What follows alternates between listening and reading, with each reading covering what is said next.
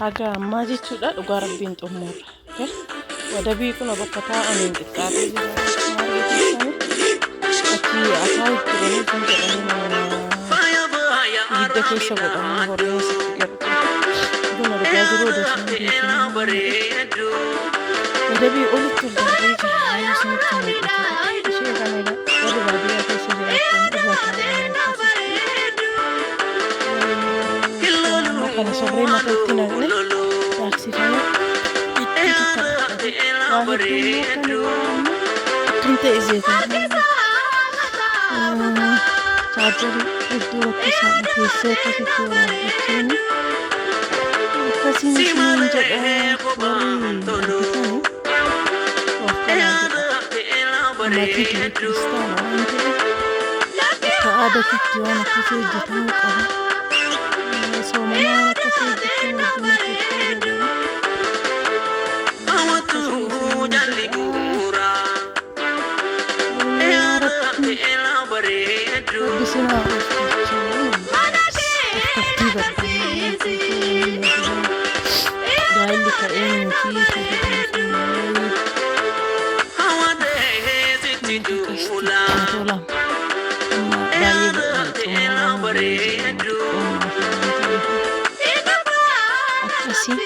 kaleessa mana baaburaa waliin taaksifnee sadeen guddaa sana galanii turre akkasii chaarjariin qabu bilbilee na biraan jiru silaa mana baaburaatti akkasii fudhaa ture qabu ganama baanee bilbila isaa 11tti gallee jechuun sa'aatii lamatti nama baane sa'aatii 11tti gallee gaariidhaan deddeebi'anii buuraa turanii namarree fayyadee midhaanii baranduma irratti akka buusanitti dhiifanii jechuudha. Wajjin baadiyyaa hedduu tokko uffataa sana jechuu hundaafuu akkasuma taqashtii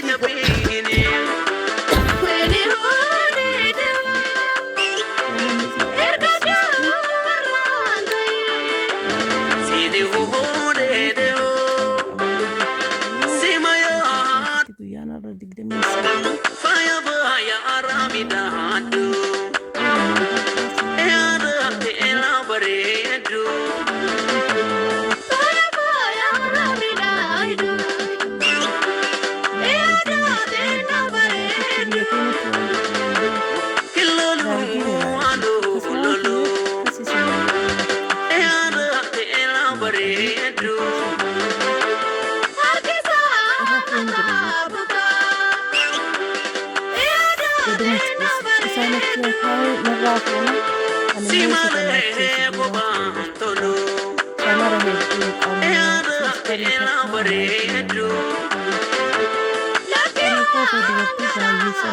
Gracias. qabaanne dalagaa irratti sila harkaan wal qabna. Baay'ee bu'uura.